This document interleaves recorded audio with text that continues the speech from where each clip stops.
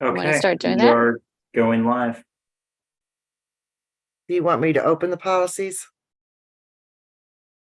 Yes. Yeah, and so we're starting with AC. And Amanda, if you want to kind of give the overview of kind of high level changes that were made to AC. Yeah, so policy AC, the changes were not material in my mind, other than the new references to policy ACA. So we included those in this, which was required by some 2020 changes, which we'll talk about that more once we get to policy ACA. But the material changes here reference that new policy.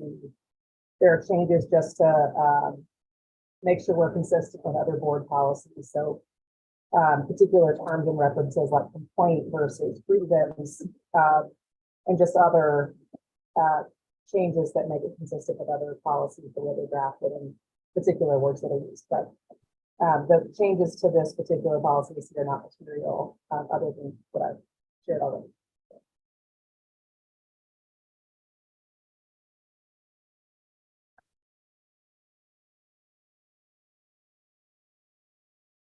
You'll see some capitalization changes, but the material edits you see here are references to the new policy which is a Title IX requirement that requires us to have an actual separate policy for a Title IX violation. But we want to make sure we reference those in policies because there is a little bit of overlap. So, any questions or concerns about AC? Dr. Asner, you just came on. We were just looking and reviewing AC. Do you want us to kind of review any of it for you? I don't know. We can start over again. So it was a I'm little sorry. unstable. It was okay. Yeah, you're fine. Amanda, do you want to kind of debrief that again? Yeah, sure, no problem. So the changes to policy AC, although it looks like there's a lot of red here, the bulk of the changes here are required by the new policy ACA that's implementing, which I will talk more in substance right after this. But the material changes to policy ACA are those sections that reference the new policy ACA or places where those overlap. So if there's particular processes required, or to the extent there is overlap, maybe it's a policy AC violation and a policy ACA violation, essentially. So cross-referencing there to make sure those are consistent. And then otherwise just correcting some internal verbiage that wasn't consistent. For example, that there are references to the word grievance, which has a particular meaning in the union context. We changed that to complaint to be consistent with other board policies. And then just capitalization changes throughout. Thank you. Okay.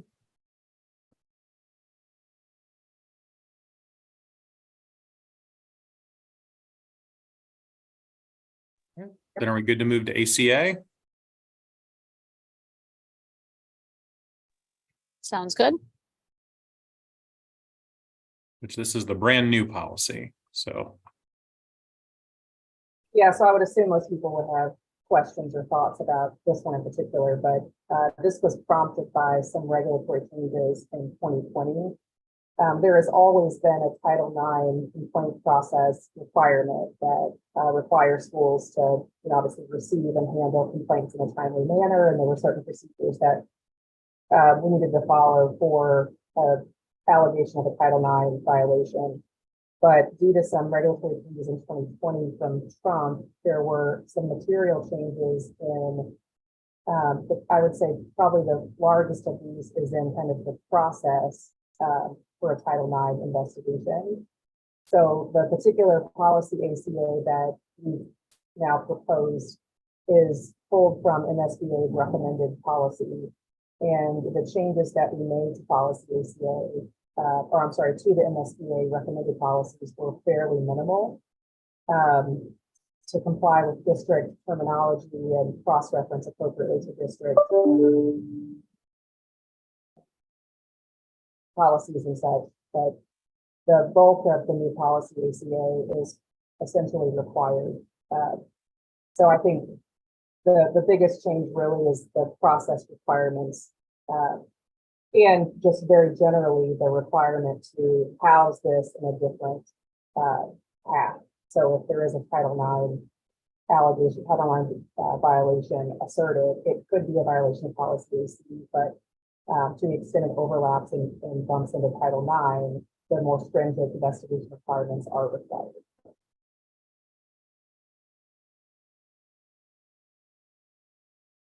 Yeah, that's one of those we're pulling up those policies. Say, Amanda, can you speak to why it's such a lengthy policy? Yeah, so this is, again, this was pulled from the MSBA. I'm sorry, Amanda, you are just like a bit muffled, and I don't know if it's because my internet is going in and out or if it's your actual speaker. Let me scoot a little closer, maybe that will help. I apologize. Is that a little better? If not, I might try to just join audio from my phone. So let me try that again. If that's okay. Let me try to join from my phone.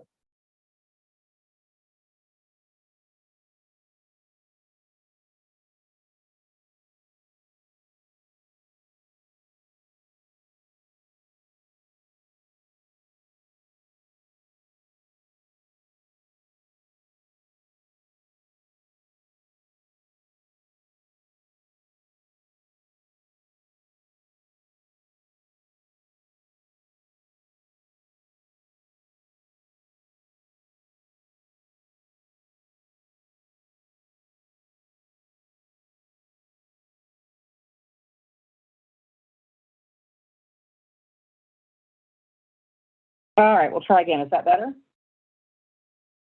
Yes. Okay, yeah, computer audio is not fantastic. So Dr. Keenan asked sort of why is this sort of a lengthy policy? It's a pretty big one, and I agree with that. Most of these that are already in the MSBA recommended policies were already required by Title IX. So the obligation to receive complaints, respond to them in a timely manner, offer support to the alleged victim, sort of the processes that we're supposed to follow when there is a grievance or complaint under Title IX, and then what the school is to do as a result of such a complaint. So a lot of these were already in place that SSD had previously referred to policy ACA. So some of this is repetitive of policy ACA, but the requirement under the regulations is that it is a separate process. So some of this does overlap, but there's this requirement that we now follow the separate process as a policy ACA violation where a Title IX violation is implicated. So I would, again, it's quite lengthy and I don't intend to necessarily read all of it, but wanted to point out some of the material changes just to make everyone aware of kind of what is new and different. And as I said, I think most of these, in my mind, as I read through them, as I compared them to the current policy AC, it's the grievance process itself. So, for example, if there's a complaint made, all parties, meaning the complaining party and the person who the complaint has been lodged against, is to receive all relevant materials. So if there's a written complaint, the person being complained about is to receive a copy of the complaint. If there are witnesses spoken to about it, the recipient of the complaint is entitled to know who that is. So result of Trump era changes that were intended to provide more rights to the accused in these circumstances. The parties have a right to an attorney, which is different from policy AC, that's not specifically required, but the regulations require that we let individuals know that they have a right to an attorney, and that there's a specific process that we need to follow in these circumstances. It's also required that we designate a Title IX compliance officer. So we had to make sure that we notified everyone who the Title IX compliance officer would be. So we can't just refer generically to, for example, Philip Boyd. We have to have that particular title. But in terms of what's changeable, what is, what can we take out, if there are particularly problematic provisions, I would say 95% or more of the provisions here are required by the regulations. And previously, I would say in a edit that we saw to policy AC, I think in 2022, there was a reference to a policy ACA, but it did not exist. So that's in part why we made sure to actually create a policy ACA, because policy AC referenced it, but there wasn't one. So we wanted to make sure we were also compliant with the cross references that already exist within the district's policies. I have a question. In the policy, there are references to specifically named people along with their phone numbers and emails. I'm looking at pages 4 and 5. And my question is, because obviously it's a policy that we have to periodically review and update. Should people's positions change? Should emails, phone numbers change? What have you? At bottom of page 4 and then sort of top of page 5. Is it a requirement that we have, as opposed to, for example, the title of the person? Do we have to have the specific person named in these situations for this policy? No, and this is a choice. This is one arguably we could discuss what makes the most sense. We are required to provide as much information as we can as to who the party they should be reporting this information to. But I assume, to your point, phone numbers change, individuals change, people move in and out of roles. And we don't want to be updating this every time there's a new person put into that role. So we want to be consistent with other policies with the district. And we put the individual names here because it's my understanding that other policies reference them by name. But I'm actually in favor of referencing a title and at least a contact number or email that is consistent. So if there's a way we can do that in a different way where we're not having to edit it each time there's a personnel change, I'm in favor of that. But we are required to provide as much information as we can about who they need to contact. It has to be clear and easy to access. Most of our other policies where we do give names and phone numbers and emails, it's usually in the regulation as opposed to the policy, just because the regulation is easier for us to update quicker. I do have a running list with the policies as far as which regulations those are, that if we had personnel changes would need to get updated.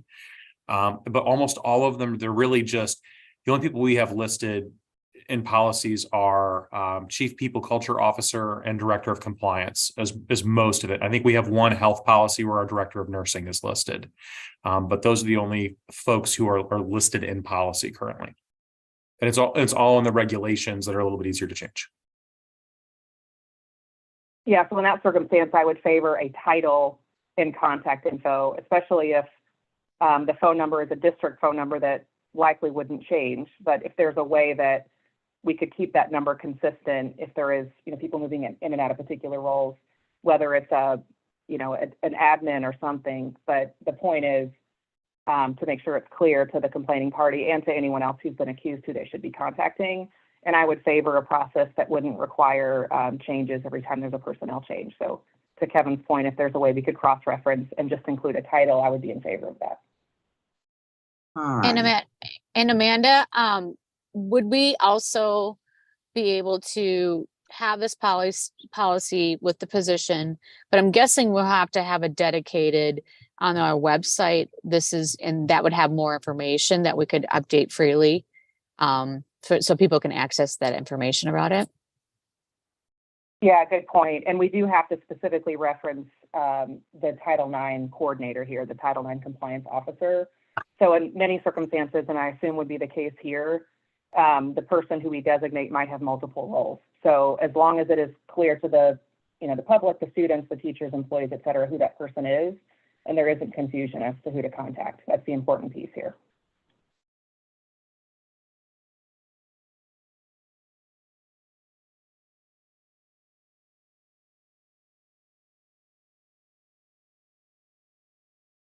And just for, reference for anyone else on this call, determining whether, because there is a lot of overlap between this new policy and existing policy AC, obviously the complaining party at some point has to make a decision where it falls, but we're making sure that HR is educated too on whether it's a policy AC violation or a policy ACA or both.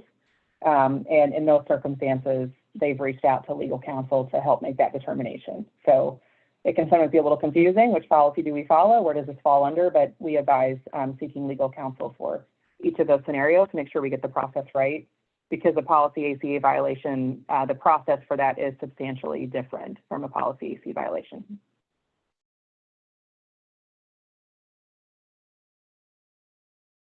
So we would just put the person's title, Director of Compliance, and then probably the 8100 number? Because that would be consistent. Yeah, I would support any number that isn't subject to change, but gets them to the right person. Even if there might be a personnel change and, you know, that particular individual is not in that role anymore. So I don't know what those numbers would be internally, but as long as there's a title and a phone number for them, that is as consistent as we can make it.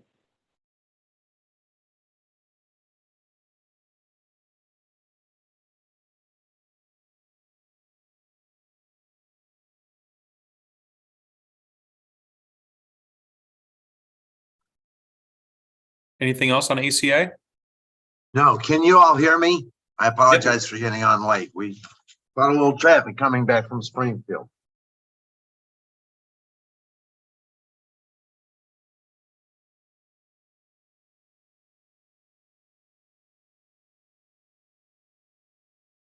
Any questions, or should we go to the next policy? I think we're good to move on, Rita.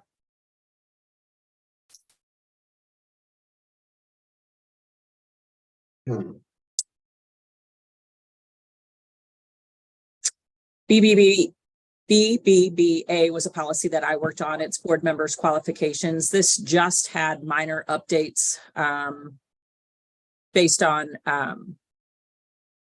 just review. Just some minor grammatical changes. The qualifications still say the same. I have nothing. I have some on BBF, but not on BBA.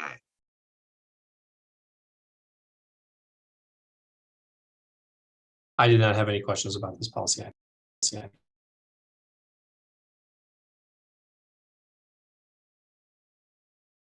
Carmen, did you have any questions? No, I'm good. I just keep turning my camera off so my internet is good.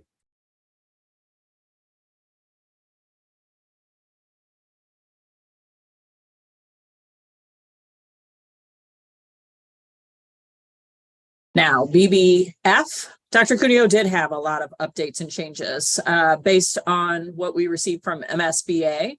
I compared both of the policies and updated the information to match what was in MSBA, plus the minor grammatical changes, plus the key principles was something that they added. So that's duty of care, duty of loyalty, and duty of public trust. Why? Yeah, that was one of my first questions. Why did they pick those three? Where did they come from? I'm unsure where those duties came from. I mean, it's not that I disagree with them, not that I don't think they're important, but I was trying to figure out, why did they pick those three?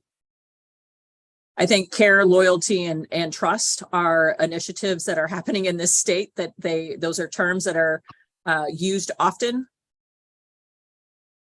So what that looks like is what MSBA defined. It's also language that was referenced in some of the statute that was tied to the recall efforts for board members. If you recall, that was last legislative cycle. So these were also phrases referenced in that legislation. Okay.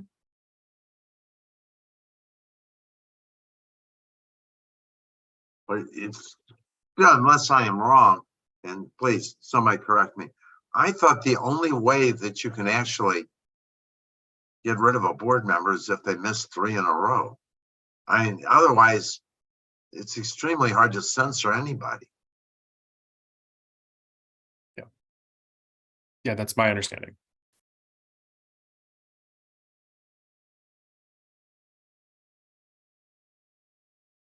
My other problem with this is I didn't see how we were going to behaviorally define any of this, but I mean, this was all nice and good, but it just didn't seem like it belonged in a policy. But if MSBA is saying that's what needs to be done, I'm not going to argue. Yeah, in the past, the actions to me replied more in a regulation. Yeah, What looks like how you implement, it was not in the regulation. It was actually in the policy itself when MSBA sent it and suggested that we revise it.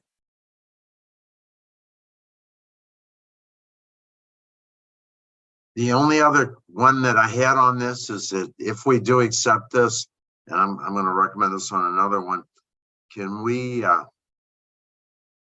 make sure that this is put in the board manual? And it sounds like a preamble to it. I was trying to behaviorally define it of why this is a policy. I don't know, but maybe I was looking at it wrong. But if so, we still need to be able to reference this one in the board manual. Yes, sir. At least that's my recommendation.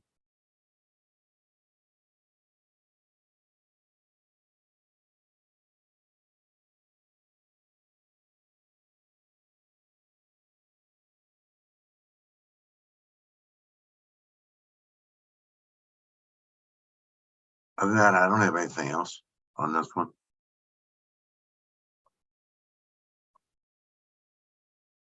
Yeah, I think I agree with your comments, Dr. Cuneo, but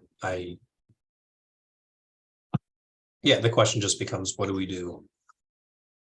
I think the second half of the policy has more behavioral descriptions of these ideas. Right. But it should be somewhere. Yeah, somewhere. Yeah, I just didn't know it. I thought we were ending up. I mean, this BBF sounds like a policy, a regulation, everything rolled into one. Then I thought it should have been a preamble to the board manual. I mean, I was trying to figure out, it's not that I disagree with it, I just didn't know why it belonged there. But I'm not going to argue with it.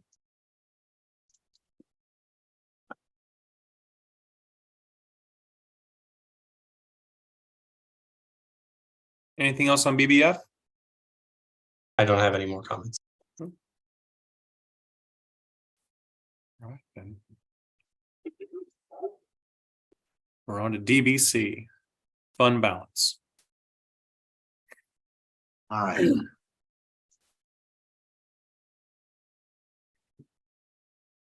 And Dr. Keenan and I did talk, I think that was Wednesday. We spoke to Dr. Keenan about the recommendation from the board about having the board review. And we talked about how the recommendation at the board meeting on Tuesday was having a regulation for DBC. And we did talk a little bit about, does it make more sense just to go ahead and put that language in the policy? Just because theoretically a regulation is something that the superintendent can change. Regulations are not board approved where the policy is board approved. So if it's something that the board wants to commit to of an annual review, that may make more sense for that to be codified in the policy as opposed to having it live in the regulation that's more easily changed.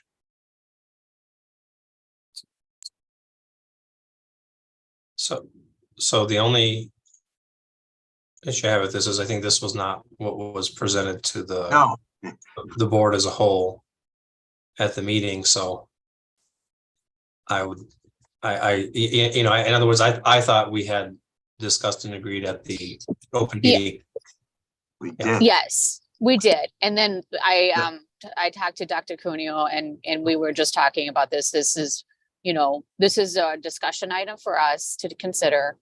And I think the one big thing is Kevin was saying, the regulation is owned by the superintendent where the policy is by. So what if we did make any adjustments when it goes to the first reading, we can talk about that at the board meeting and explain that before the board votes on that. Typically, we don't do that because this is like the first one that's brought to the full board.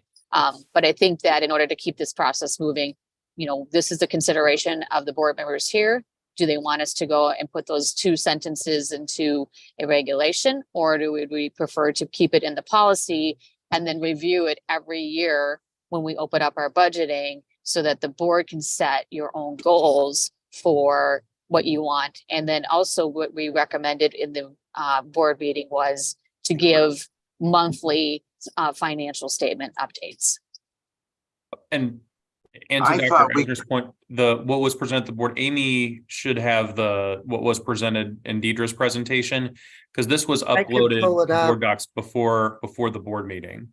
Yeah, I thought there was not a 30 to 40% or 6 months of its Right. prior Yeah, year. That was so not this- fair. Yeah, So- this is, yeah, so. I'm not disagreeing with anything here, other than I would like to add that I'd like a board policy that says each board will review it at an October meeting, a November meeting. But at the same time, because this is different than what was presented at a work study, is it a way that we can have a discussion on this before we adopt it? I mean, I don't want Yes. to, I don't want So- so I think that I'm pulling a fast one on them. No. And so this was just one of those situations where the board meeting was after what was due for the policy committee. So that's why these things don't match. But that's why if we can pull up. Rita, do you have? The PowerPoint? Yeah, that has. Because we've had this before where we have the wrong document in board docs and we just we pull up in the meeting so everyone knows what we're talking about. So if we can just make sure we're all looking at the right thing Okay. and that we're all agreeing to the same thing.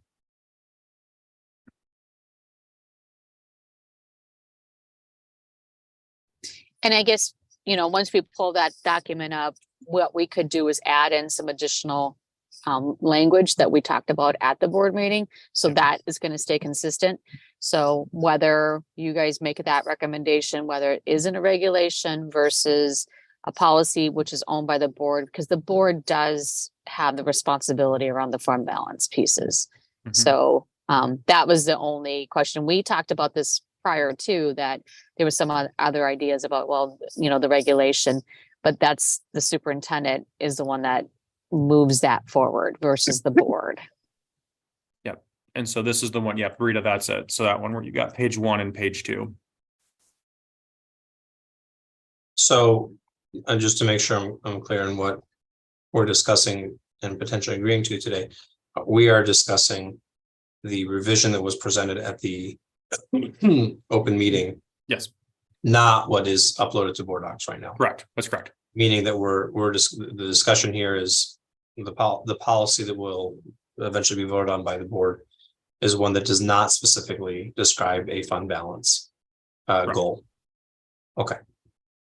So Dr. Eisner, just to your point, I sent a memo for you guys for your Friday packet, and I spelled out basically the following regulation was supposed to state the board would review the fund balance on a monthly basis to assure a level of sufficient resources is being maintained. The board would review policy BBC on a yearly basis, utilizing the budget process and audit recommendations to make any necessary adjustments to the policy if they chose to do so.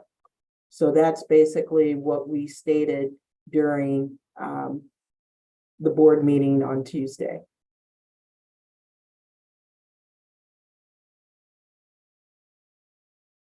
Yeah, I would, and as when Dr. Keenan and I talked today, just to let it, to let the board, I don't want the board ever to think that they're not being fed the correct information, not given the correct information.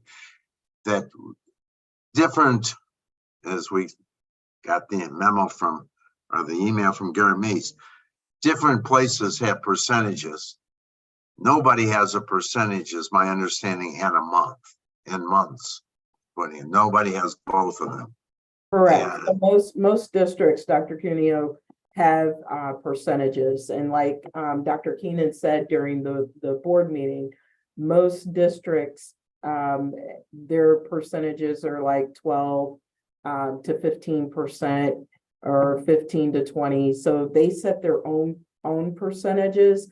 Where Mr. Meeks got it incorrect is where he stated that I stated that there were no school districts that had percentages, and that's not stated. No. No, I'm just saying, I don't want anybody to be confused on that. Right, correct. That's all I'm saying. I agree.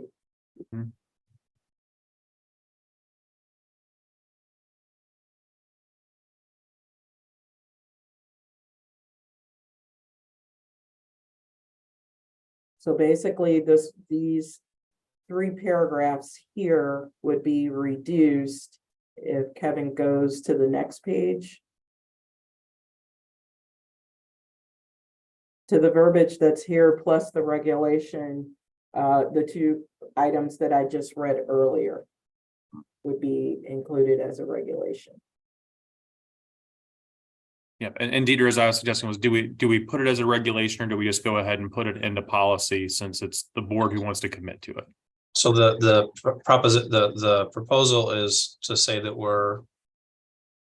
the policy will state that there is no specific percentage of the fund balance, but simply 6 months. Right, Okay. no month stated, no percentages. No, stated. I'm sorry, no months and no percentage, and then so the 6 months goal, where will that be? That will be written in. I was pulling up the Friday memo because I was trying to remember what that said. So what that stated was the MSBA offered a suggestion that the board could adopt at the time of the budget being open their goals and make 6 months as a board goal. So that means that the policy will state nothing about a goal. Is that what I'm understanding? Correct. Yep. And then the board could set that as your goal each year. So by the board putting it in to approve or to review it yearly at the opening of the budget, and then the board can discuss what their goal is based on the language that Deidre just stated. And then therefore the board can separately set a board goal for the budget versus putting it in the policy. I just want to make sure that each board has a chance to look at that, and that, Yeah. and that way they would be responsible. I'm not sure I can tell every board to do this from now on out forever. Each board has to make their own decision. Yeah. So that makes sense to me. I would just ask, since it will, I think, if I understand correctly, look a little bit differently than what was discussed at the open meeting. That this not be in the consensual items, but this be a separate action item. Just so that it does. Agree. Absolutely. Have a goal for discussion. And can we also just have a statement in the Friday meeting before that, the Friday memo before that meeting, that please take a look at this, just to give everybody a push to know that what's going on this, that this is different. Yeah, absolutely. And that's what we've been doing, more often, is pulling those pieces up when we need to have further discussion with the board. So we would pull this up under action and have it as a separate, instead of the consent agenda items for policy approvals.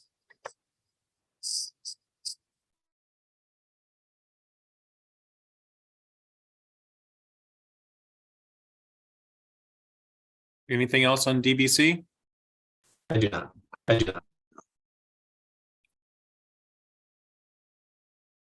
I will also flag it. I'm sorry, Kevin.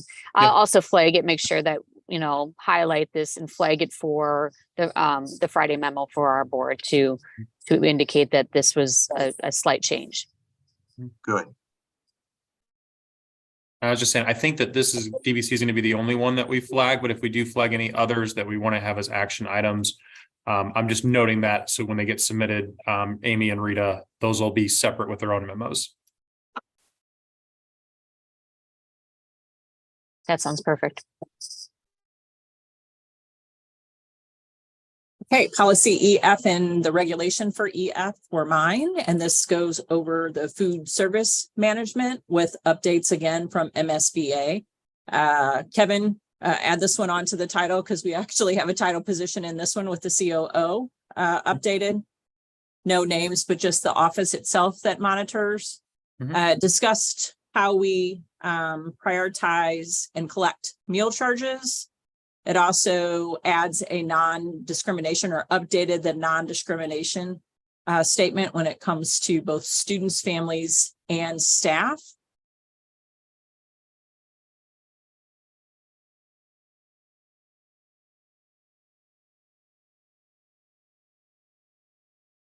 I have a question on this one. And I apologize, I couldn't print these out, so I've got notes that I'm looking at. Go to page 2. Second red from the bottom, it says. How does it speak about, tell me about repeated attempts. It says repeat attempts. If a person doesn't pay. Explain, am I on the right one?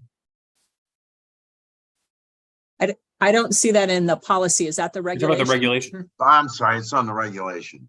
Okay. Wait till, pardon me, let's wait till we get there. I don't mean to.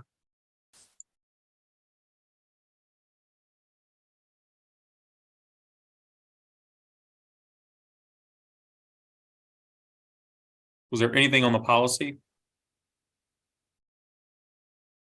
I think he was okay on the policy. It was the regulation on page Right. 2, the bottom paragraph.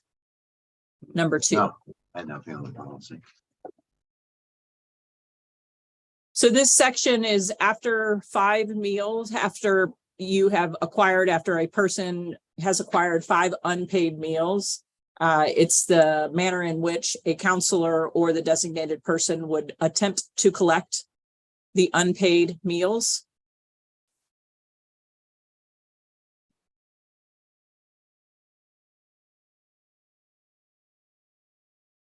So number 2 to me means a variety of ways that we would contact the family to let them know that they have an outstanding lunch balance. And to discuss next steps. Well, I was trying to figure out, make repeated attempts. How many are repeated attempts? I would say probably a couple until they are paid. Definitely different than making sure. Do we want to put a number? And I think part of the reason the MSP policy just says repeated attempts is because every family situation is a little bit different. And especially schools, you get to know your families and you know which ones. How many attempts you would have to do, but prior to someone paying, or like I had said earlier, knowing our families as well as we do. Some of our families we don't need to do repeated attempts, and we would need to write that off. Yeah, I mean, Yeah. some are free and reduced price meals and have them apply, that's great. I'm guessing Yes. some people are reluctant to do that because it's a pride thing, or? You are correct. Mhm. Okay. I think it could be a pride thing. It also could be an assumption that they don't qualify because they don't understand what it means to qualify for free and reduced lunch.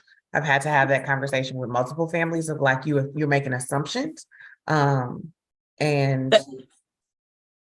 Yes, Director State, and that's why typically we have our counselor, our social workers follow up with this. Our case managers know the families, but then to understand the inner workings of the families. Yeah, my concern, I actually agree with the language of repeated attempts, just because something could be happening in one quarter where we've had to contact you twice or 3 times, and then fast forward to 4th quarter, and now we're contacting you again about something different. So the repeated attempts makes a lot of sense because you just never know what's happening and the times of year changes. But my question is about discuss the situation and other concerns the counselor may have after meeting with the student.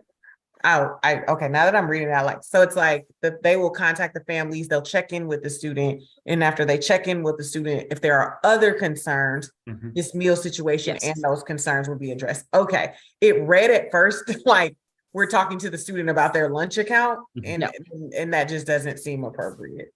We just want to make sure we know all the moving pieces. Got it. That makes sense. Yeah.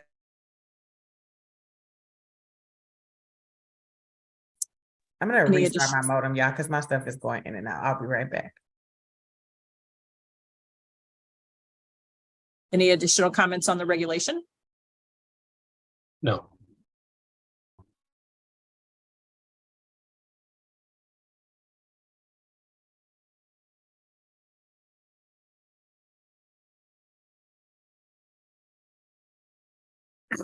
All right, then we're on to KA and KAR, which is social media administration, authorization and usage.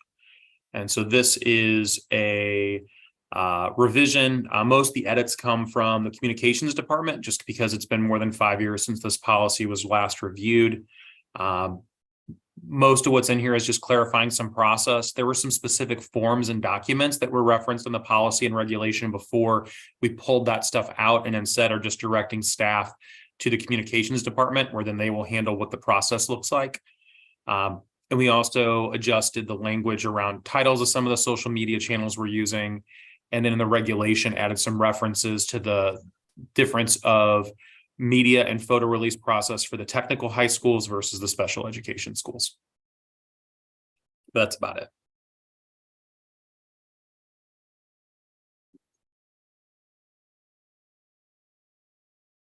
Anything on the policy? And then the regulation? No, that was fine. And we're just hoping that Twitter doesn't change their name again, that they stick with X.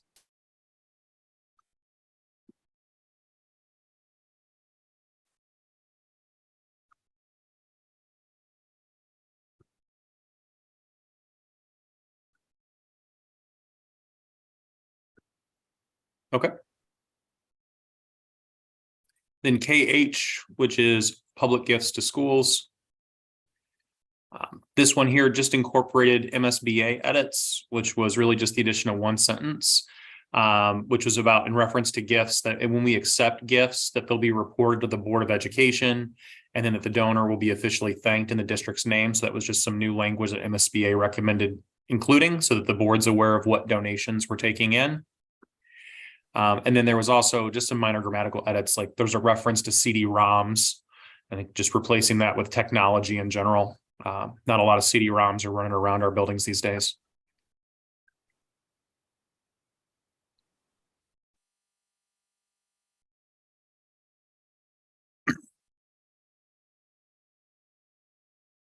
Any notes on KH? No,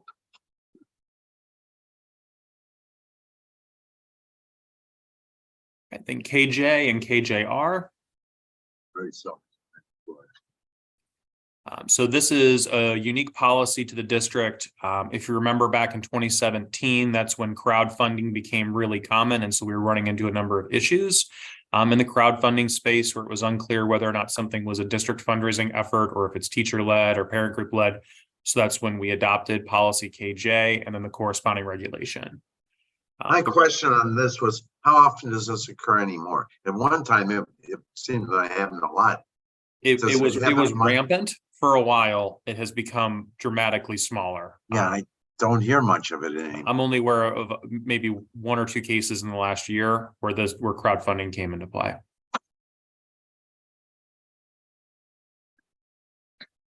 I have a question about the policy. No, the policy, yes. Yeah, just really quickly. So it states employees may at times identify items of instructional benefit to students for which funds not contained within the district budget. For which funds are not contained. This may be done by district employees or in collaboration with partner district school. Is the first second sentence refers to, is that identifying? It's identifying the items? crowdfunding, but we can add that language in. I just wasn't sure what this is. Is it that like who can identify it, or is it? I'm assuming it's crowdfunding is what this is referring to. Yeah, we can replace that with crowdfunding. Thank you. Just to clarify. Yeah.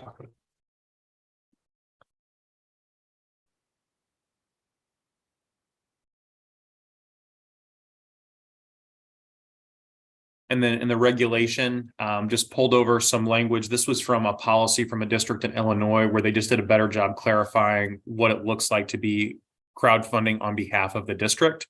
So clarifying if it looks like it's on behalf of the district, then we interpret it to be on behalf of the district. And so the policy and regulation come into play. So that way parent groups or other outside groups are not using our name and logo in a way that would make people think that it was on our behalf. If a teacher is crowdfunding for Mr. or Mrs. So-and-so's third grade classroom Mhm. without saying SSD or using the SSD logo, is that a district crowdfunding effort?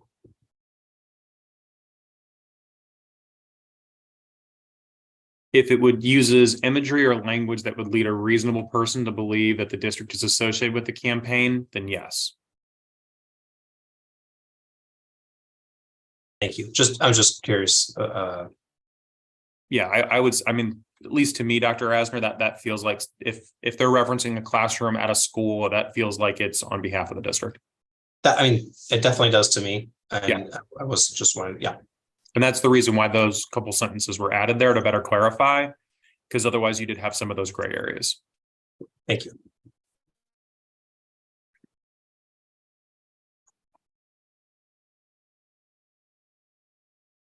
Yeah, and all of this was really in response to the rampant crowdfunding that was happening back in 2017. That kind of died after all the GoFundMe accounts. didn't it? And some of the fees and the fee structure and things associated with some of that crowdfunding as well made it so people were utilizing other means instead.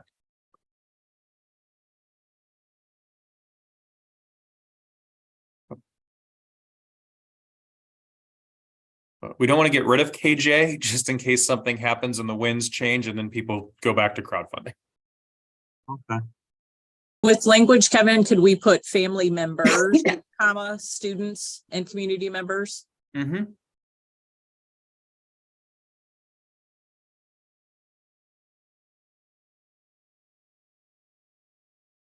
Yeah, we can do that.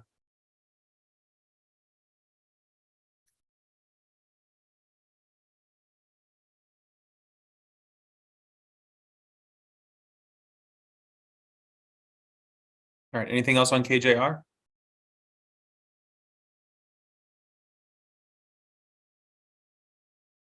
That is the end of the list. All righty. Thank you, everybody. Thank you, everybody. Thank you. Have a Have a great weekend. weekend. Yeah. Have a great weekend. Have a good night. Have a good weekend.